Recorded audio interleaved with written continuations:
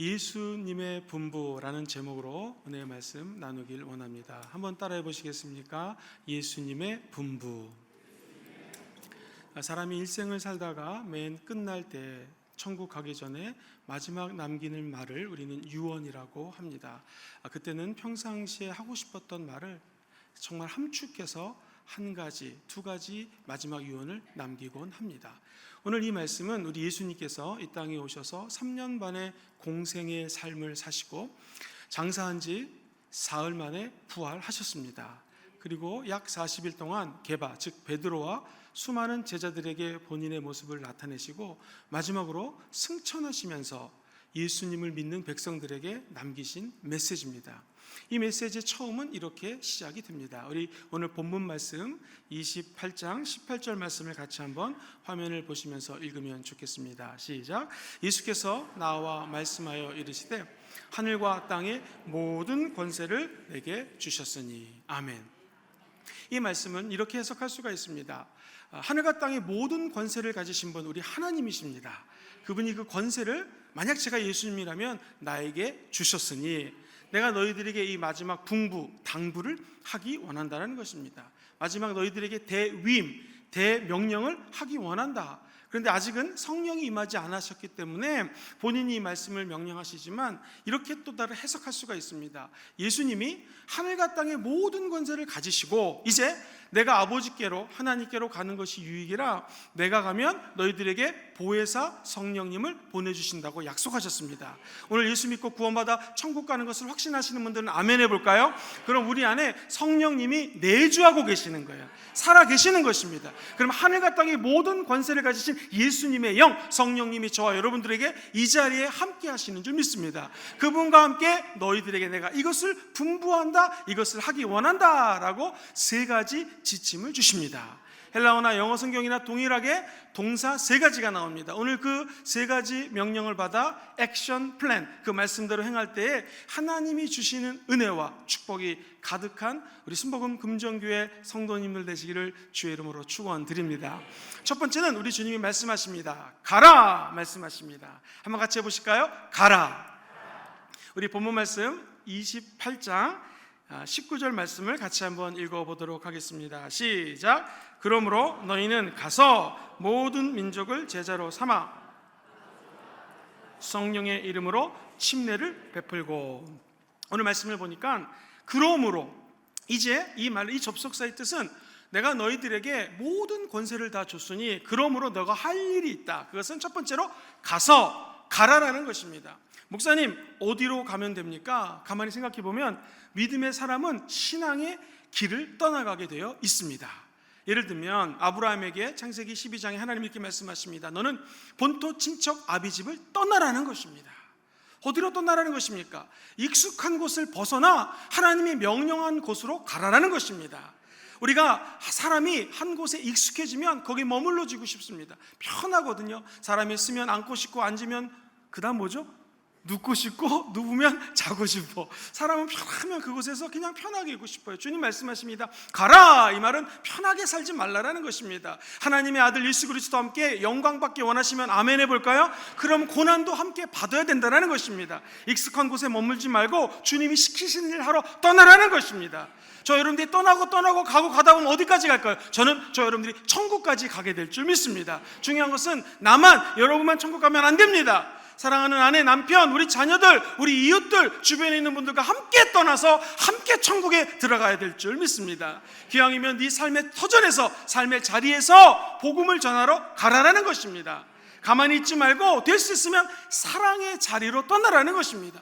미움과 증오와 시기하고 질투하고 다른 사람 뒤에서 담화, 뒷담화라고 하죠. 이상한 얘기하는 그런 자리 가지 말고 사랑하고 화목하고 칭찬하는 자리로 여러분과 저의 발걸음을 옮기라는 것입니다. 이 세상은 정말로 약육강식의 시대를 살고 있습니다. 조금만 노력하지 않으면 뒤떨어지고, 저 사람보다 내가 노력하지 않으면 더 뒤로 물러설까 봐 경쟁의 시대를 살고 있습니다. 만모니즘, 돈이 전부인 세상을 살고 있습니다. 자칫 잘못하면 이제 예배 마치고 세상으로 나아가서 믿음을 잃기 딱 좋은 시대를 살고 있습니다. 이때 저 여러분들이 어디로 가야 됩니까? 믿음의 자리로 발걸음을 옮기시게 되기를 주의 이름으로 소망합니다. 세상에 나가서 복음 전하시고 예수님과 닮은 생활을 하시다가 지치고 힘들고 고나시면 홈 미팅으로 모이셔서 믿음을 쌓게 되기를 주의 이름으로 축복합니다. 어렵고 힘들 때 홈 리더에게 전화하시고 우리 또 원 리더에게 전화하셔서 우리 기도해 주십시오 라고 믿음을 서로 함양시킬 수 있는 자리로 발걸음을 옮기시게 되기를 주의 이름으로 소망합니다.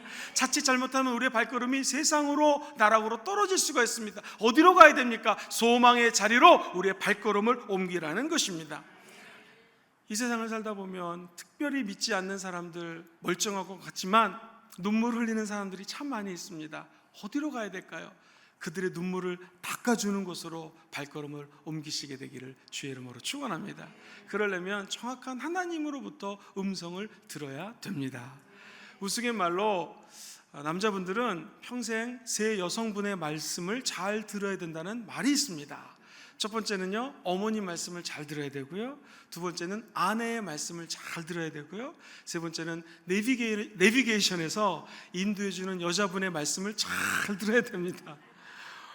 앞으로 400m 앞에서 우회전하십시오 라고 음성이 나왔는데 좌회전하거나 유턴하면 엉뚱한 길로 갈 수가 있습니다.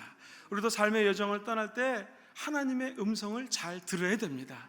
목사님, 언제 음성을 들을 수 있습니까? 오늘 이곳에서 예배 드릴 때 주의 음성을 듣게 되기를 주의 이름으로 축복합니다. 한 주 동안 어디로 가야 됩니까? 어떻게 살아야 됩니까? 직진할까요? 후진할까요? 좌회전할까요? 아니 유턴할까요? 오늘 성령님의 음성을 듣고 그 음성대로 따라 살아갈 때에 하나님의 은총이 깃들게 될 줄 믿습니다. 서울에 있는 한 초등학교의 선생님의 간증을 들었습니다. 이분은 우리나라 최고 대학을 졸업을 하고 우리나라에서 월급을 가장 많이 주는 직장에 취업을 했습니다. 많은 월급도 받고 행복한 게 사는 것 같은데 어느 날 아침에 직장으로 출근을 하는데 이런 생각이 들더랍니다. 이게 내 인생을 향한 하나님의 발걸음이 맞을까? 이 출근하는데 이 발걸음을 회사로 옮기고 있는데 이게 맞을까? 고민을 하기 시작했습니다. 그러면서 하나님, 내가 아침마다 어디로 발걸음을 옮겨야 될까요? 어디로 가야 될까요? 기도하는 가운데 하나님이 초등학교 선생님에 대한 꿈을 주신 거예요. 어렸을 때부터 품었던 내가 갈 길은 아이들을 가르치는 일이구나 라는 하나님의 소명을 받게 됩니다. 뒤늦게 공부를 시작해서 임용고시를 잘 통과를 해서 초등학교 선생님이 됩니다. 그리고 아침마다 출근하는데 마음이 너무나 기쁘더래요.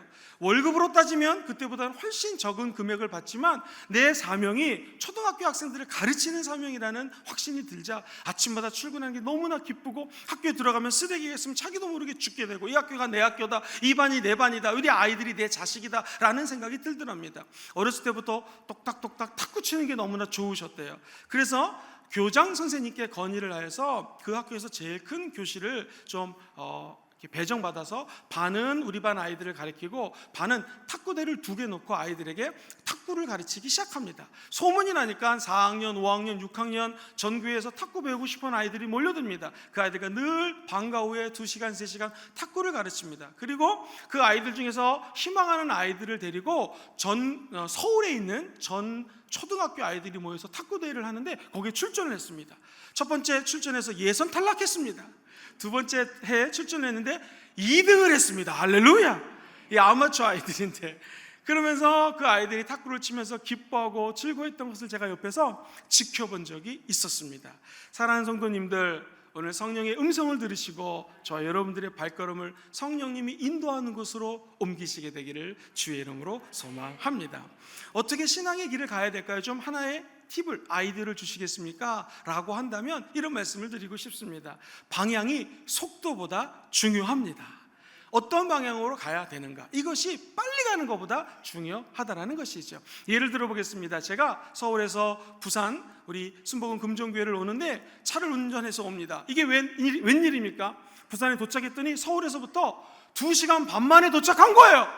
와, 부산이다. 그리고 딱 편말을 봤더니 여기는 전라남도 광주입니다 이렇게 나오는 거예요. 무슨 소용이 있겠습니까? 아무리 빨리 온다 한들 부산에 와야지. 제가 전라도 광주에 가 있거나 강원도에 가 있으면 무슨 소용이 있겠습니까? 오늘 이 예배를 드리는 모든 성도님들은 주의 음성을 정확히 들으시고 올바른 방향, 의의 길, 하나님이 의도하시는 길, 주님이 축복하시는 길, 형통의 길, 성령과 동행하는 길, 하나님의 사랑을 받는 길로 발걸음을 옮기시게 되기를 주의 이름으로 소망합니다. 어차피 우리의 삶은 성령님 손안에 들어 있습니다. 성령님이 인도하시는 방향을 따라갈 때 하나님의 한량없는 은혜가 임하게 될 것입니다. 또 하나, 길을 갈 때는요, 짐을 많이 가지고 가시면 안 됩니다. 무겁습니다. 버릴 것들을 다 버리고 가야 됩니다. 성령님께서 우리 예수님의 일을 통하여 이렇게 말씀을 하십니다. 너희들이 전도를 하러 갈 때, 먼 곳에 복음 전하러 갈 때 옷도 2벌 가지고 가지 말아라. 전대 돈주머니도 가지고 가지 말아라. 그곳에 가면 하늘 말씀을 줄 것이고 어느 곳에 가든지 네 발에 흙을 털고 그 집이 평안하라, 축복받으라 라고 기도하라. 주리 주님 말씀하십니다. 여러분, 인생의 여정을 갈 때 너무나 많은 짐을 짊어지고 가지 않게 되기를 주의 이름으로 축복합니다. 그냥 가벼운 마음, 버릴 것들은 다 버리시고 오직 성령님과 동행해서 우리 삶의 여정의 길을 떠나시게 되기를 주의 이름으로 축원드립니다.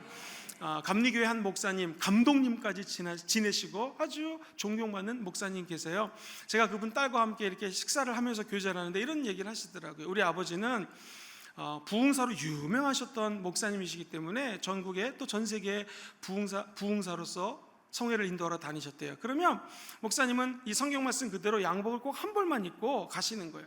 근데 재밌는 것은 꼭 좋은 양복을 입고 가시면 집에 들어올 때는 추리닝 바람으로 늘 들어오시더라는 거예요. 합복을 어디다 두고 추리닝으로 들어오십니까? 그러면 항상 가서 내가 복음을 전하는데 개척교회, 힘든 교회, 어려운 교회 갔더니 그 목사님 양복이 너무 헤어졌더라 해서 그 양복을 주고 본인은 늘 집회 끝나면 추리닝으로 들어왔다라는 거예요. 사랑하는 성도님들 어떻습니까? 그 목사님은 결국 이 마산에서 제일 큰 교회를 일구었고 하나님의 은혜 가운데 정말 교회가 성장하고 자녀들이 잘 되는 복을 누리게 되었습니다. 우리도 마찬가지입니다. 비록 목사님이 아니고 선교사님이 아닐지라도 저와 여러분들은 예수 그리스도의 복음을 증거하기 위한 사명을 가지고 이 땅에 살아가고 있는 줄 믿습니다. 복음 전하실 때, 심지어 직장으로 출근하시고 사업을 하실 때 모든 짐들을 다 십자가 앞에 내려놓게 되기를 주의 이름으로 축원합니다. 수고하고 무거운 짐진 자들아 다 내게로 오라 말씀하셨사오니 오늘 주일 예배 오신 여러분들은 삶의 무게, 삶의 짐, 더러운 옷들 다 이곳에 내려놓으시고 오직 성령의 두루마리 옷을 입고 세상을 향하여 달려나가시게 되기를 주의 이름으로 축원드립니다. 지난 금요철에 때 인종남 목사님 말씀하셨던 것처럼 성령의 두루마리만 입고 성령님과 동행해서 이 땅에서 영혼이 잘 되고 범사가 잘 되고 승리하는 여러분 되기를 주의 이름으로 축원드립니다.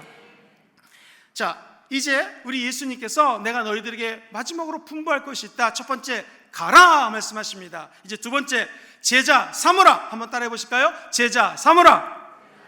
우리 오늘 본문 말씀 19절 말씀을 다시 한번 더 읽어보도록 하겠습니다. 시작. 그러므로 너희는 가서 모든 아버지와 아들과 성령의 이름으로 심례를 베풀고. 사랑하는 성도님들, 예수님을 잘 믿는다 무슨 뜻일까요? 주일 예배 열심히 출석한다 잘 믿는 거죠. 헌금을 드린다 열심히 드린다 잘 믿는 거죠. 11조 꼬박꼬박 드린다 잘 믿는 거죠. 예를 들면 금식 기도한다 좋습니다. 철야 기도한다 좋습니다. 그런데 진짜로 최선으로 하나님의 아들 예수를 믿는 최상의 수준은 무엇입니까? 그것은 예수님의 제자가 되는 것입니다.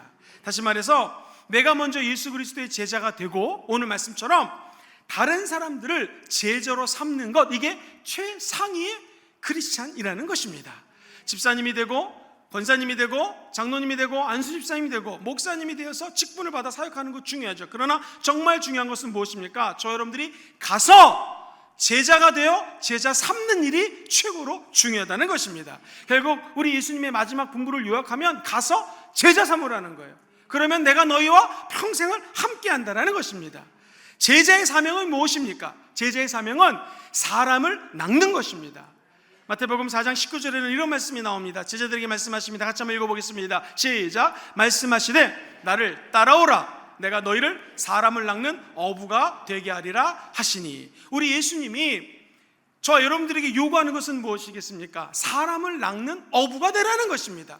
누구든지 예수 그리스도를 따라오고자 마음을 먹으면 첫째, 자기 자신을 부인하고 두 번째, 누구나 갖고 있는 자기 십자가가 있습니다. 나만의 고난, 나만의 눈물, 나만의 아픔, 나만의 어려움, 고통, 십자가가 있어요. 근데 그것은 세상 부귀 영화를 위해 짊어지는 것이 아닙니다. 복음을 위하여, 예수님을 위하여 나에게 하나님께서 향하신 십자가가 있어요. 그 십자가를 짊어지라는 것입니다. 그리고 제자도는 무엇입니까? 예수 그리스도를 따르라는 거예요. 너희들이 나를 따라오려면 사람을 낚는 어부가 되라는 것입니다. 우리가 모두 기왕 예수를 믿는 이상 예수님의 제자가 되어야 됩니다. 제자의 목적이 무엇일까요? 목사님, 어떻게 하면 제가 제자가 될 수 있을까요? 어떻게 되면 제자가 되는 비전을 이룰 수가 있을까요? 라고 물으신다면 성경은 서로 사랑하라 라고 답을 주십니다. 우리 한번 요한복음 13장 35절 말씀을 천천히 읽어보겠습니다. 시작. 너희가 서로 사랑하면 이로써 모든 사람이 너희가 나의 제자인 줄 알리라.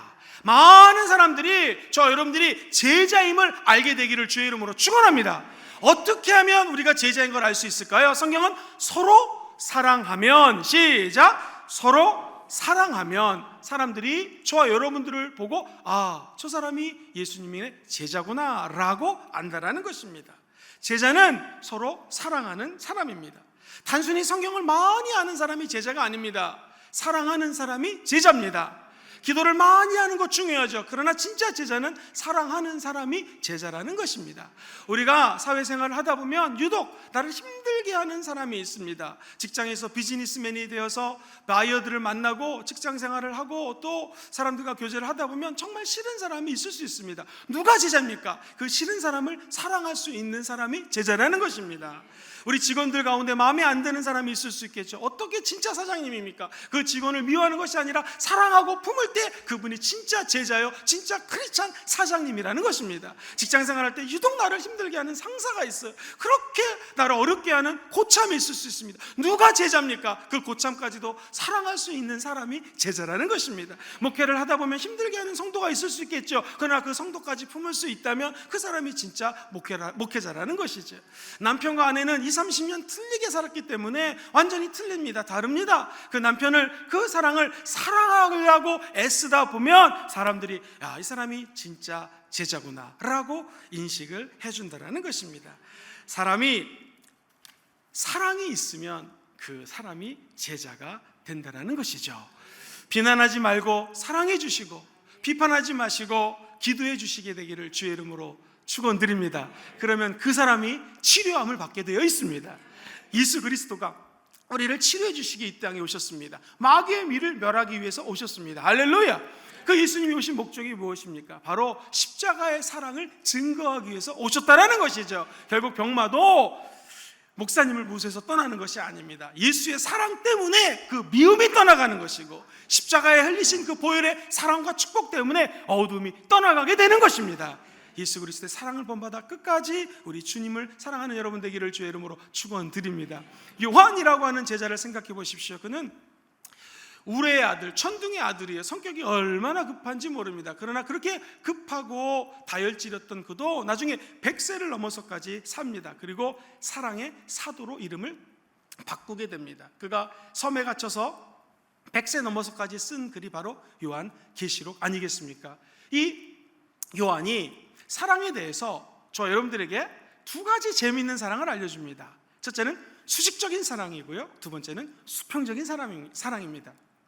수직적인 사랑은 요한복음 3장 16절 말씀에 이렇게 기록합니다. 우리 다 같이 한번 암송하는 마음으로 외워보겠습니다. 시작. 하나님이 세상을 이처럼 사랑하사 독생자를 주셨으니 이는 그를 믿는 자마다 멸망하지 않고 영생을 얻게 하려 합니다. 한 번 더 읽을 때는요, 하나님이 세상을 이란 이름 대신에 자신의 이름을 한번 넣어보십시오. 세상이 현근이를, 이런 식으로 한번 읽어보겠습니다. 시작. 세상이 현근이를 이처럼 잠깐, 현근이는 제 이름이고 여러분의 이름을 넣으셔야 됩니다. 시작. 하나님이 현근이를 이처럼 사랑하사 독생자를 주셨으니 이는 그를 믿는 자마다 멸망하지 않고 영생을 얻게 하려 하심이라. 할렐루야.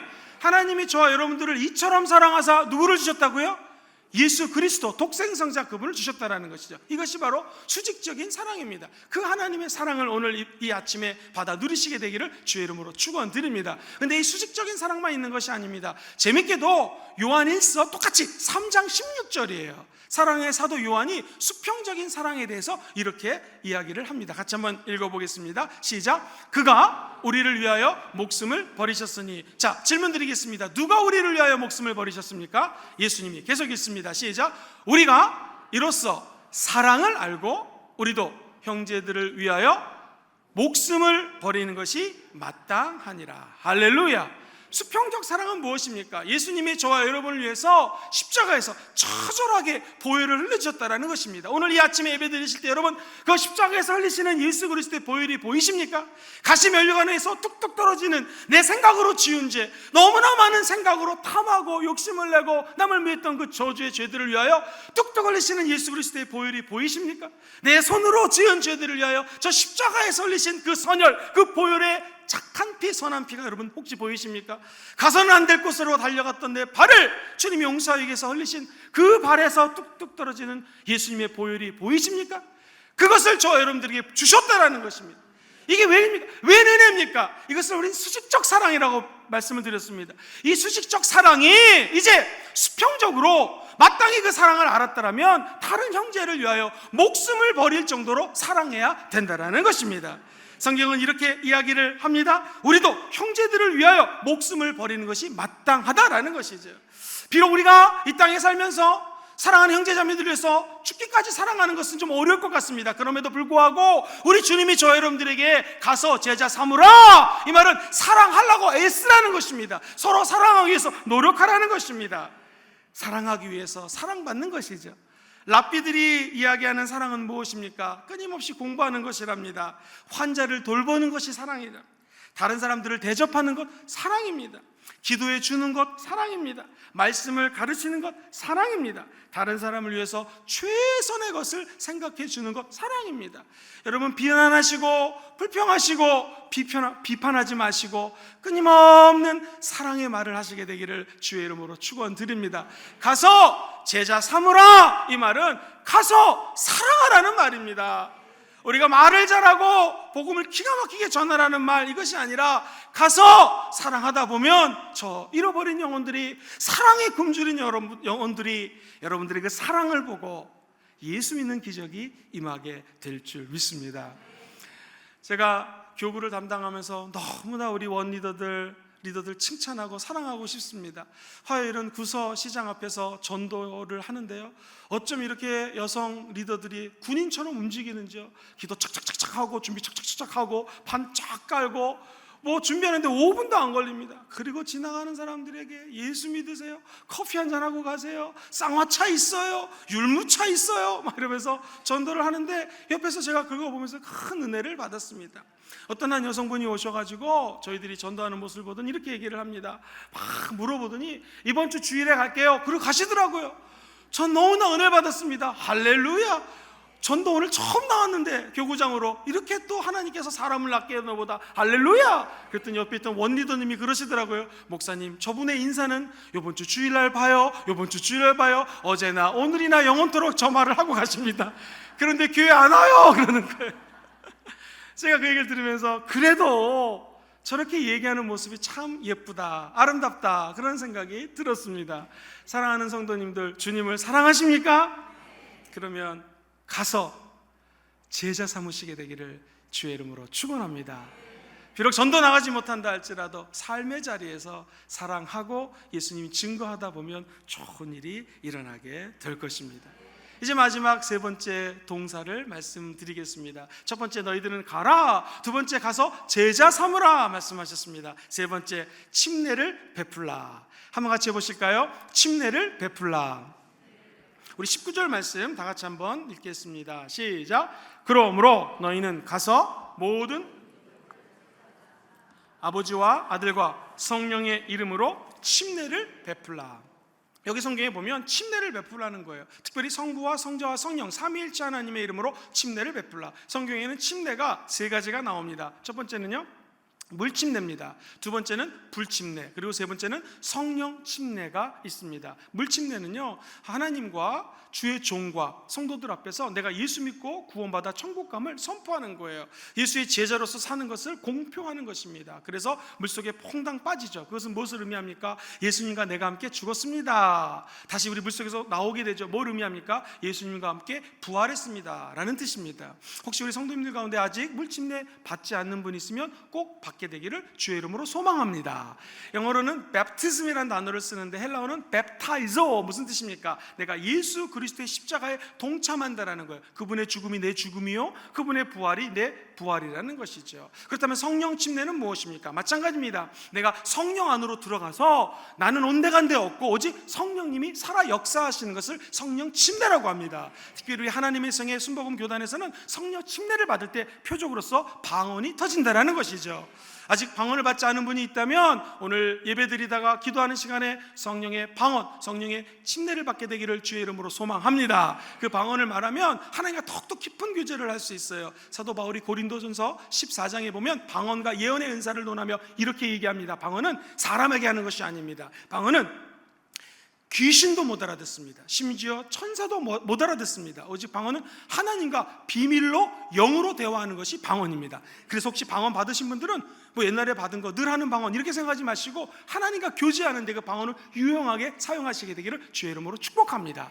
성령님과 하나가 되고 예수와 하나가 되면 드디어 우리는 불침례를 받을 수가 있습니다. 불침례는 기도하다 성령의 불을 받는 것입니다. 여러분 주일 예배 짧게 기도하지만 오늘 기도하실 때 성령의 불을 받게 되기를 주의 이름으로 축원드립니다. 그 불을 받으면 우리 안에 있는 더러운 죄들이 다 떠나가게 되어 있습니다. 성령의 충만함을 받게 되어 있다라는 것이죠. 성령의 불이 오늘 순복음 금종교회 예배 드릴 때마다 강림하시게 되기를 주의 이름으로 소망합니다. 성령의 불을 받기 원하시는 분들은 금요철회 때마다 나오셔서 기도하면 성령님께서 역사하사 성령의 불도 받고 성령의 침례도 받고 기적의 역사들 체험하게 될 줄 믿습니다. 이러한 성령의 침례, 또 우리 하나님의 영으로 물침례 받는 것들을 우리가 가서 베풀라는 것입니다. 비록 목사님이 물침례를 베풀지만 성도들은 불침례 받아 불을 전하시게 되기를 소망하고요. 저 여러분들이 성령 침례 받아 함께 기도할 때 아직 방언 받지 못하는 분들이 방언하는 역사 임하게 되기를 주의 이름으로 축원드립니다. 침례는 그 죽음이에요. 근데 우리 기독교 신앙은 죽음만 있는 것이 아닙니다. 죽으면 부활이 있다라는 것이죠. 늘 부활에 참여하는 기쁨의 성도들이 되게 될 줄 믿습니다. 저 여러분들이 삼위일체 하나님의 이름으로 침례를 받으면 어떤 일이 벌어질까요? 주님과 늘 동행하게 된다라는 것이죠. 20절 본문 말씀을 다 같이 한번 읽어보도록 하겠습니다. 시작. 내가 너희에게 분부한 모든 것을 가르쳐 지키게 하라. 볼지어다 내가 세상 끝날까지 너희와 항상 함께 있으리라 하시니라. 할렐루야. 성경은 이야기합니다. 볼지어다. 뭘 봅니까? 내가 너희들과 세상 끝날까지 함께한다라는 것입니다. 우리는 예수 그리스도의 영원한 임재를 체험할 수 있다라는 것이죠. 여러분과 제가 항상 성령님의 임재 안에 살기를 주의 이름으로 축원드립니다. 항상이라는 단어는 모든 날, 즉 매일이란 뜻입니다. 성령님과 동행하는 것은 매일 동행하는 거예요. 주일날도 동행하시고 평일날도 출근하시면 동행하시고 늘 좋은 날, 흐린 날, 비 오는 날, 태풍이 오는 날, 맑은 날도 성령님과 동행할 수 있다는 것입니다. 그 하늘과 땅의 모든 권세를 가지신 예수님께서 성령의 충만함으로 저 여러분들에게 그 축복을 허락해 주셨다는 것입니다. 그것이 바로 성령님으로 가능합니다. 세상 끝날까지 성령님과 동행하는 그 임재를 체험하시게 되기를 주의 이름으로 축원드립니다. 저는 이 말씀을 읽을 때마다 마음속에 큰 소망이 넘칩니다. 왜냐하면 이 세상에 영원한 것은 아무것도 없습니다. 100년을 회로하자고 결혼한 남편과 아내가 먼저 갈 수 있습니다. 코 흘리게 철부지를 두고 먼저 갈 수도 있습니다.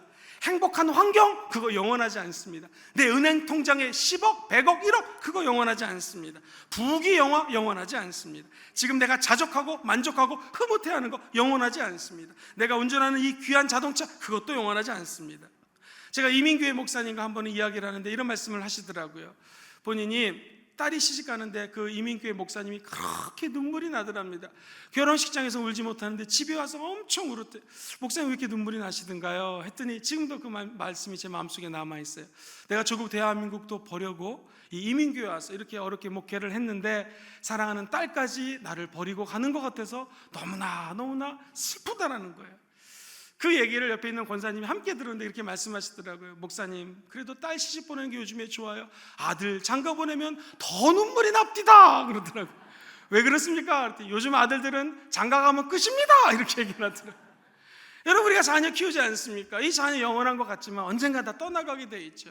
영원한 것이 없다라는 거예요. 근데 이게 왜 은혜입니까? 성경은 이야기합니다. 볼지어다 내가 세상 끝날까지 너희와 항상 함께 한다는 것입니다. 모든 것이 온데간데 말 한마디 없이 떠나갈 수 있지만 우리 하나님은 함께 하십니다. 온 세상 모조리 나를 외면할 수 있지만 하나님이 저와 여러분들과 함께 하십니다.